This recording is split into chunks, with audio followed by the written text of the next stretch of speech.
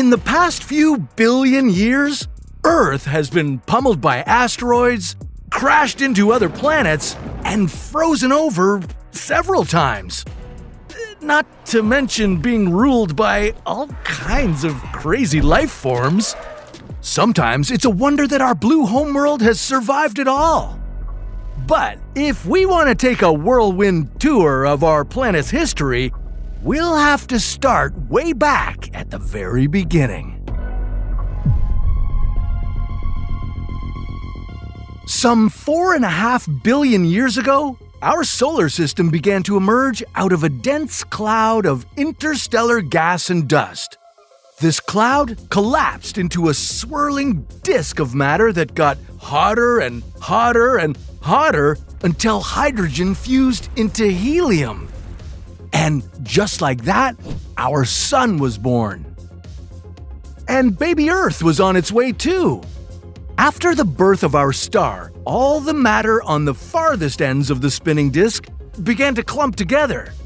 These clumps would be the seedlings for the planets and moons in our solar system. As they accumulated more matter, they grew bigger and more spherical.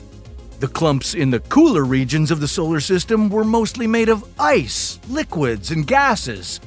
Closer to the sun, all the rocky material formed the inner planets like Mars and Earth. This young Earth was incredibly active, volcanically speaking. It spewed out gases like hydrogen sulfide, methane, and carbon dioxide. These gases made up the very first atmosphere on our planet. Early Earth was constantly bombarded by large asteroids and comets, and soon Earth experienced an even more violent collision. Theia, a planet the size of Mars, slammed right into our young world. This epic collision threw chunks of matter all around Earth's orbit, and then gravity bound them together into what we know now as the Moon. On this hot, early Earth, there were no oceans. All water existed as gas. But 3.8 billion years ago, our planet cooled enough for water to condensate and become liquid. The very first primitive ocean covered this young Earth and turned it into a water world. H2O is an essential ingredient for creating living things, so with all that water, life appeared on Earth about 3.7 billion years ago.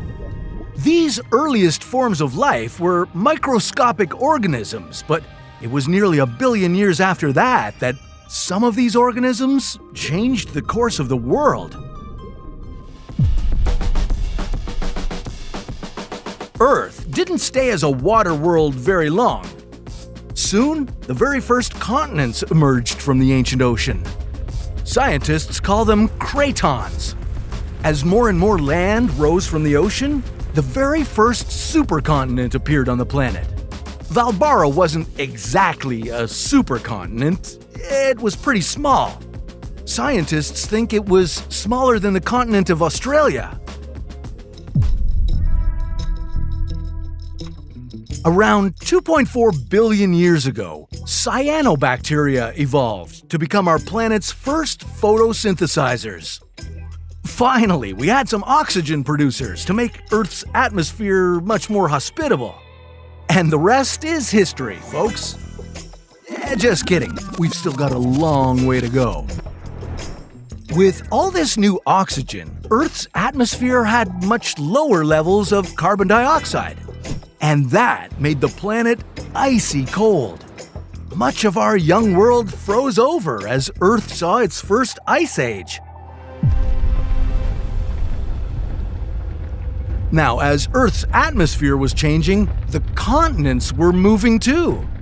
They broke up and reassembled into the next supercontinent, Rodinia. Rodinia was a real supercontinent. It may have been the largest supercontinent to ever cover the planet. And life?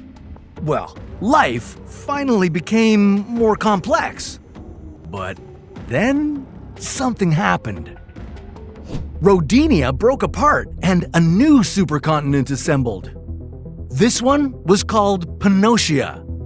Then, between about 540 and 485 million years ago, there was an explosion of new life. This time was called the Cambrian explosion, and the animals that evolved during this period had hard body parts, like shells or spines. The most famous of all were the alien-looking trilobites. Around 440 million years ago, the climate suddenly shifted and the temperature of the ocean changed dramatically. Earth saw its first mass extinction event. This was the Ordovician Silurian extinction, and a majority of the life that had been spreading around the planet vanished. Many of these life forms laid the foundation for the ecosystems that we have on Earth today. Somewhere between 420 to 350 million years ago, the first trees arose from Earth's soil. And the first animals made their way to land, too. 250 million years ago, the planet was covered by our last vast supercontinent, Pangaea. Sadly, it was also during this period that Earth witnessed the greatest mass extinction event in our history, the Great Dying. Huge amounts of greenhouse gases and accelerated global warming wiped out about 90% of all species on Earth. But this mass extinction helped pave the way for the next wave of animals to evolve. 240 to 230 million years ago, the first dinosaurs appeared. For the next 150 million years, they'd rule the land. If you were there, you'd have witnessed the gigantic sauropod Argentinosaurus, the largest land animal ever. Or you might have been chased by one of the Earth's greatest apex predators, the T-Rex. And you'd also witnessed Pangaea breaking up and forming the continents we know today. Okay, you may already know where this is headed. 66 million years ago, an asteroid slammed into our planet, right where Mexico sits now. And it coughed up so much debris into the atmosphere that it blocked out the sun. This led to devastating climate changes that caused the dinosaurs to die out. In the next wave of emerging animals, mammals became more common. Around 6 million years ago, the earliest known humans started walking this world. This species was called Sahelanthropus, though they still likely walked on all fours. 4 million years ago, early humans began to walk upright, and about 1 million years later, they developed the first known tools, which they used to break things. Some 800,000 years ago, things sparked. These early humans discovered how to control fire and could now cook food and provide themselves with heat. Their brains continued to evolve, now more rapidly than ever. These humans learned to interact with each other and the surrounding world in whole new ways. Then, between 40,000 to 15,000 years ago, all other human species besides Homo sapiens went extinct. 10,000 years ago, Earth saw its earliest farmers.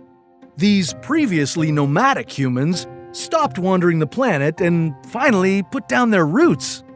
Jumping way forward to about 250 years ago, the Industrial Revolution took place. We went through major technological, socioeconomic, and cultural transformations. Rural-based farm societies became more industrialized urban ones. Our human population continued to grow. By 1804, we reached 1 billion. By 1927, we'd hit 2 billion. And since the 1960s, the global population has risen faster and faster to where it is now, at over 8 billion people. And now there's a new threat to human existence and many other forms of life here on Earth: climate change. Temperatures and sea levels are rising worldwide, and biodiversity is declining. We could be on the verge of another mass extinction event if things don't change. But that's a story for another What If.